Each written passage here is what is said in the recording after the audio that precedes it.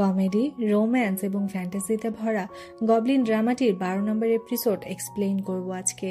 যারা আগের এপিসোডগুলো দেখেনি তারা আমার চ্যানেলে গিয়ে দেখে আসতে পারেন। তাহলে চলুন শুরু করি আজকের এক্সপ্লেনেশন। এপিসোডের শুরুতে দেখানো হয় জিয়ন তাক বাড়িতে আসার পর বারবার পার্কের ভয়ঙ্কর চেহারা তার চোখের সামনে ভেসে ওঠে। সে তখন এসব মাথা থেকে ঝেড়ে ফেলার জন্য অন্য কাজে নিজেকে ব্যস্ত রাখে।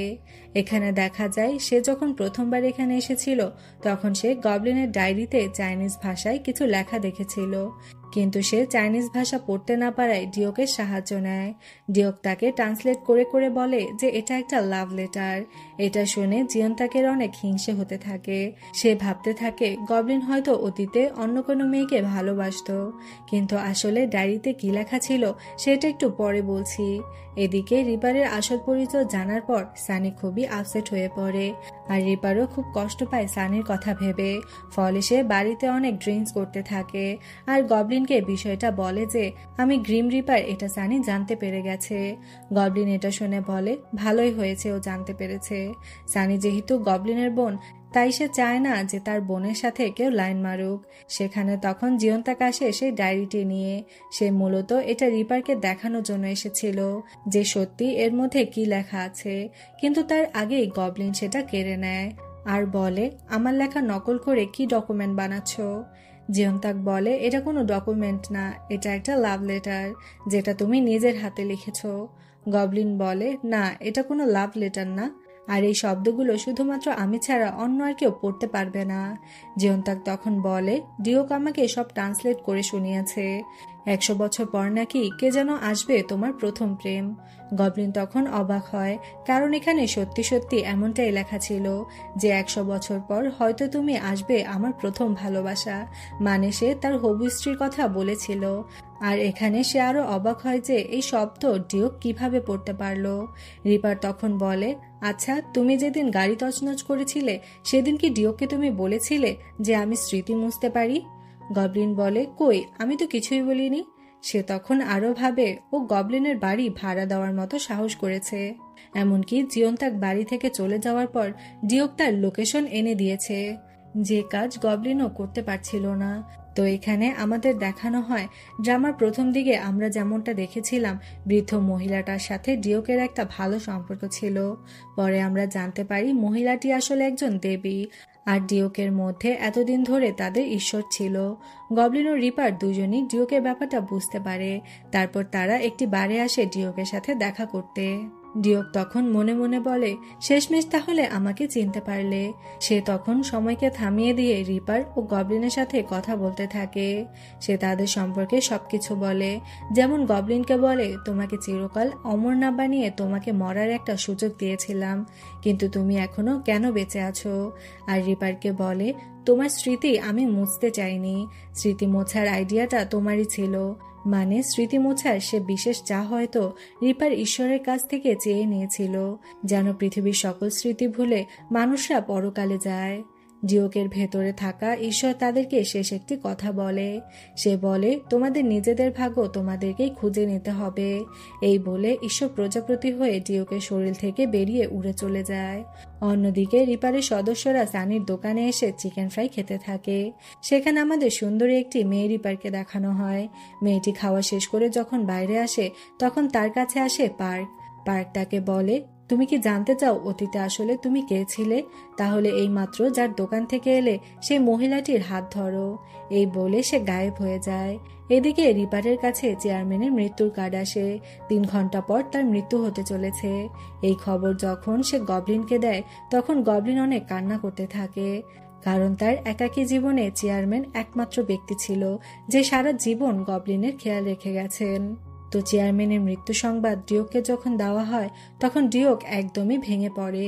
আমরা তো জানি ছোটবেলা থেকে সে খুবই উচ্ছৃঙ্খল জীবনযাপন করত, কিন্তু তার দাদু মারা যাওয়ার পর এখন সে জীবনের আসল অর্থ বুঝতে পারে, যেমনটা তার দাদু চাইতো। এখানে গবলিন, জিয়ন তাক ও রিপার মিলে তাকে অনেক সান্ত্বনা দেয়। ডিওক তখন নিজেকে শক্ত করে আর তার দাদু তাকে যেভাবে দেখতে চাইতো সে তেমনটাই হবার প্রতিজ্ঞা করে। এরপর দেবীর সাথে ডিওকের আবার দেখা হয়, কিন্তু এইবার ডিওক তাকে একদমই চিনতে পারে না, কারণ তার ভেতর থেকে ঈশ্বর একেবারের জন্য চলে গেছে। সকালে ডিওকের জন্য গবলিন ও রিপার রান্না করছিল, কারণ তার মন খুবই খারাপ ছিল। এখানে রিপারের সাথে কথা বলার সময় গবলিন রিপারের দিকে তাকালে এক ঝলকের জন্য রাজার মুখ দেখতে পায়। সে তখন বিষয়টা তেমন গুরুত্ব না দিয়ে এড়িয়ে যায়। এরপর দেখা যায় ডিওক তাদের অফিসে চাকরির জন্য যারা অ্যাপ্লাই করেছে তাদের কাগজগুলো দেখছিল। গবলিন তখন সেখানে তার পরিচিত একজনের ছবি দেখতে পায়। এই লোকটি ছিল অতীতে গবলিনের সহকারী এবং তার হাতেই গবলিন মৃত্যুবরণ করার সিদ্ধান্ত নিয়েছিল। তো এই জন্মেও লোকটি একই চেহারা নিয়ে জন্মেছে, কিন্তু অতীতের কিছুই তার মনে নেই, যেমনটাই স্বাভাবিক। আর গবলিন এখানে চেয়ারম্যানের কোম্পানিতে তার চাকরির ব্যবস্থা করে দেয়, এমনকি তাকে বাড়ি এবং গাড়িও উপহার স্বরূপ দেওয়া হয়। লোকটি তখন জানতে চায়, আমাকে এত কিছু কেন দেওয়া হচ্ছে? আমি এত কিছু ডিজার্ভ করি না। চেয়ারম্যানের সেই কাছের লোকটি তখন তাকে বলে, আগের জন্মে আপনি দেশের জন্য অনেক কিছু করেছিলেন, তাই এগুলো আপনার পুরস্কার। রাতের বেলা জিয়ন্তাক যখন বাইরে ময়লা ফেলতে এসেছিল, তখন আবারও তার সামনে আসে পার্ক। সে তাকে বলে, আগেরবার আমি আমার পরিচয় তোমাকে দিতে ভুলে গিয়েছিলাম, আমার নাম পার্ক জুংহিন। জিয়ন্তাক তখন বলে, আমার কাছে কি চান? পার্ক বলে, মনে হচ্ছে তুমি আমাকে চেনো। সে যাই হোক, আমি তোমার কাছে কিছুই চাই না, শুধু তোমাকে একটা মজার কাহিনী বলতে চাই। আমাকে যখন চেনো তখন ওয়াংকেও নিশ্চয়ই চেনো, কিন্তু তুমি কি জানো ওয়াং এখন কোথায় থাকে? তোমাদের সাথে যে থাকে, যাকে তোমরা গ্রিম রিপার বলে চেনো, সেই আসলে ওয়াং। জিয়ন্তাক তখন অবাক হয়, কিন্তু তবু সে পার্ককে বলে, তুমি মিথ্যে বলছো, আমাদের সাথে যে গ্রিম রিপার থাকে তার নাম কিবিন। এরপর জিয়ন্তাক চলে গেলে পার্ক নিজে নিজেই বলে, মেয়েটা জানতে চাইছে আমি আসলে কি চাই। আমি চাই ওদের সবার মৃত্যু।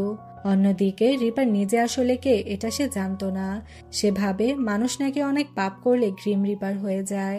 আর সানির হাত ধরার পর আমি এটা নিশ্চিত, ওদের সাথে আমার নিশ্চয়ই কোনো কানেকশন আছে। সে হিসেবে আমি পার্ক অথবা ওয়াং যাই হই না কেন, আমি গবলিনের শত্রু হয়ে দাঁড়াবো। ফলে সানি আর আমি কখনোই এক হতে পারবো না। এদিকে দেখা যায় পার্কের কথা মতো সেই মেয়েটি সানির সাথে হাত মেলায়, আর এতে মেয়েটি নিজের অতীত দেখতে পায়, যে সে ছিল রাজার দরবারের একজন দাসী, যে কিনা পার্কের নির্দেশ মতো রাজাদের বিষ দিত। ফলে এমন পাপ কাজের শাস্তি স্বরূপ সেও গ্রিম রিপার হয়ে গেছে। এরপর রাতে রিপার সানির সাথে দেখা করতে আসে। সে তার নিজের পরিচয় নিয়ে খুবই চিন্তিত ছিল, তাই সে সানিকে বলে, গ্রিম রিপাররা কাউকে কিস করলে তার অতীত মনে পড়ে যায়। আমার এখন সেটাই করা উচিত, যেন তুমি তোমার ভাইকে চিনতে পারো, আর আমি জানতে পারি তোমার অতীতে আমি ছিলাম কিনা।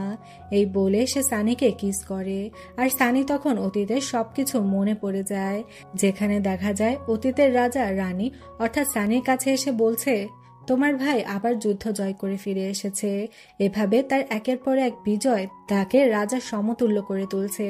আমি ওকে নিষেধ করেছিলাম আর যেন এই রাজ্যে ফিরে না আসে, কিন্তু ও রাজার আদেশ অমান্য করেছে। তাই আজ তোমাকে সিদ্ধান্ত নিতে হবে, তুমি কি আমার কথা শুনবে নাকি তোমার বিশ্বাসঘাতক ভাইয়ের পক্ষ নেবে। যদি তার পক্ষ নাও তাহলে তোমাকেও মরতে হবে। তবে রানী তার ভাইয়ের পক্ষে ছিল, যার ফলে রাজা তাকে হত্যা করার নির্দেশ দেয়, যেটা ছিল তার জীবনের চরম ভুল। পুরনো স্মৃতিগুলো ফিরে পাওয়ার পর রিপার জিজ্ঞেস করে, তোমার অতীতে কি আমি ছিলাম? সানি তখন মাথা নেড়ে হ্যাঁ বলে। রিপার এটা শুনে অনেক কষ্ট পায়, তখন কাঁদতে কাঁদতে বলে, আমার চোখের দিকে প্লিজ একটু তাকাও। আমি চাই তোমার সব সুখের স্মৃতিগুলো তুমি মনে রাখো, আর তোমার সব খারাপ স্মৃতিগুলোর পাশাপাশি তুমি আমাকেও ভুলে যাও।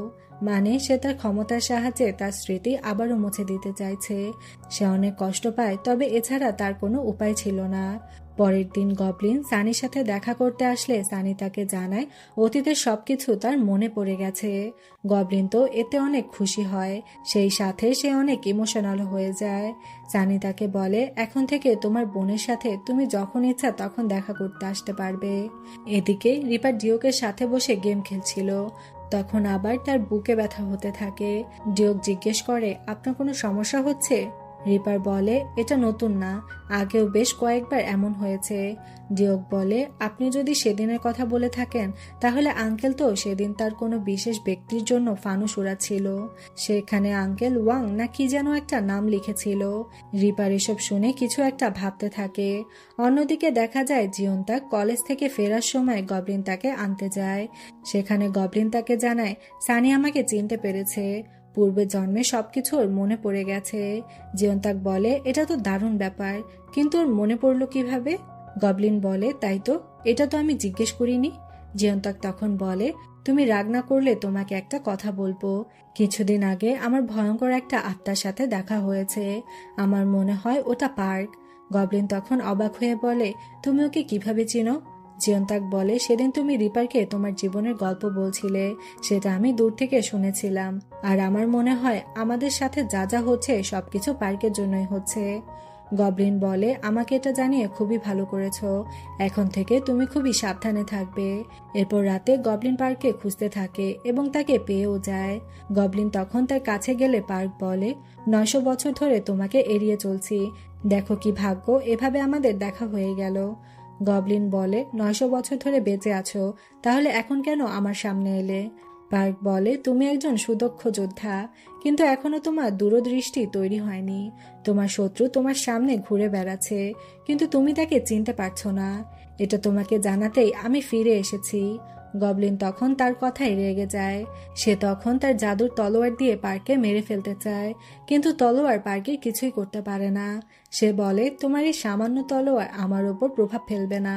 গবলিন তখন বলে, তোমাকে মারার কোনো না কোনো উপায় তো অবশ্যই বের করব। এখানে দেখা যায় পার্ক মানুষের শরীরে প্রবেশ করতে পারে। সে তো গবলিনকে রিপার সম্পর্কে বলে দেয়, যে তোমাকে আর তোমার বোনকে মেরেছে, আর তোমার বোকা বোন এ জন্মেও ওকেই ভালোবেসেছে। গবলিনের তখন রিপার সম্পর্কে সবকিছু মনে পড়তে থাকে, এমনকি সেদিন তার ভেতরে এক ঝলক সে রাজাকে দেখতে পেরেছিল, সেটাও তার মনে পড়ে। তো পার্ক এসব বলে সেখান থেকে গায়েব হয়ে যায়, আর গবলিন তখন তাড়াতাড়ি করে চলে যায় রিপারকে খুঁজতে। কিন্তু রিপারকে সে কোথাও খুঁজে পায় না। ডিওকের কথাগুলো শুনে সে সেই গবলিনের ফানু সরানোর জায়গায় চলে যায়।